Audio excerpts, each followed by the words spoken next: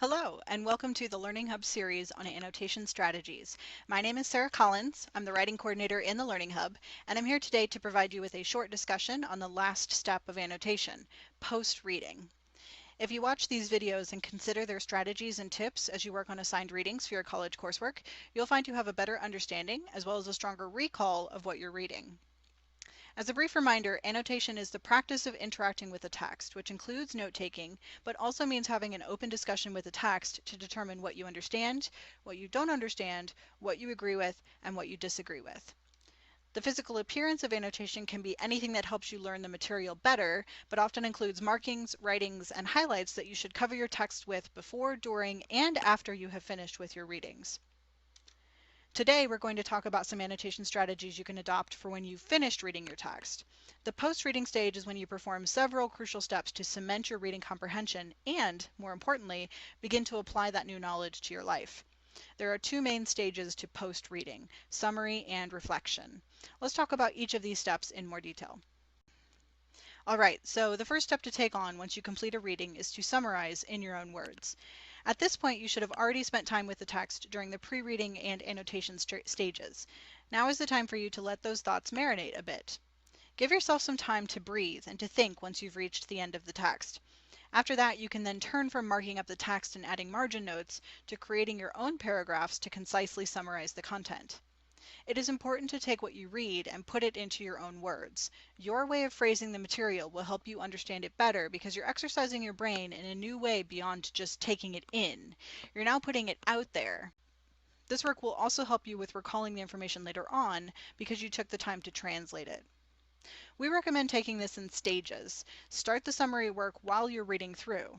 Each time you finish a section, whether that's defined through headings or just by reaching the end of individual paragraphs, write a short summary.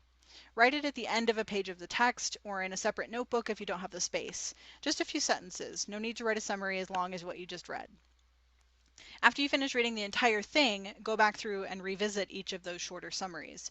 With them in mind, take several minutes to write a larger, longer summary of the entire text. Again, if you have the space to write it on the text itself, many texts don't give you the space to do that though, so you may need to put it in a separate notebook. Remember that these are summaries. You're just restating what you read. This isn't the place to add your own commentary yet. We'll be talking about that in the next stage. It's very important to make sure you know exactly what you read before you can begin to do things with that information. Here's where the next step comes into play, reflection. This is the point where you take everything you've learned from a reading and begin to make sense of how it relates to you and the world around you. Before digging into this stage, take time to revisit all of the pre-reading and annotation notes you took in the previous two steps covered in the other videos of this series. Your recognition of the rhetorical situation, your margin notes, and your identification of key details and your summaries throughout can all help you as you begin the work of sorting through your takeaways from the text you've read. All right, so there are several directions you can take this reflection work. For one, you can think about the text's relationship to you. Here are just a few of the questions you can ask yourself. How do the ideas presented in this reading relate to my life experience? What have I heard before that this text reinforced? What have I learned from the text that I maybe hadn't heard before? What have I learned from this text that dismantles or challenges things I have heard before? What does this text make me want to research further? And what does this text make me want to do? Actually write out your responses to these kinds of questions in consideration of what you read. If you have the space, writing on the text is always best, but this post-reading work often requires more space than what you have available to you.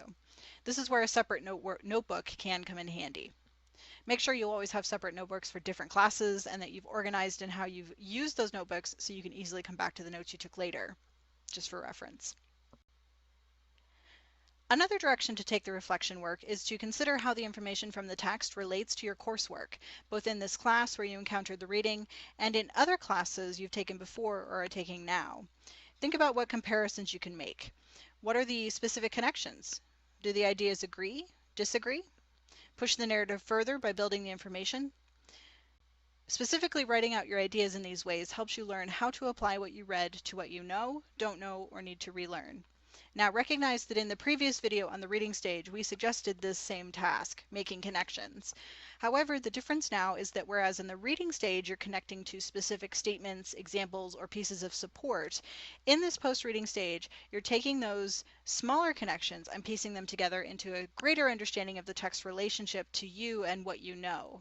Now is the time to reflect on and connect to the major ideas and takeaways of the read. All right, so we've reached the end of our discussion on post-reading, so let's recap a bit. In this series, we have covered the 3 stages of critically reading a text. First, you should begin by pre-reading. This means that before you do any actual reading of the content, you should be undertaking 2 tasks: previewing the text by noting things like length, structure, and format, and discovering as much of the rhetorical situation as you can, which includes the purpose, topic, audience, writer, context, and genre. Next, you read the text. During this stage, there are 3 crucial tasks to complete: isolating unknown words, which includes noting the word, defining it, and writing that meaning into the text; identifying key details, which means looking in crucial places to find the important main ideas, and learning how they build on each other throughout the text; and talking back to the text, which means saying yes, no, or maybe, asking questions of what you read, and, and making connections to your life experiences. Lastly, you give yourself time to review, summarize, and reflect.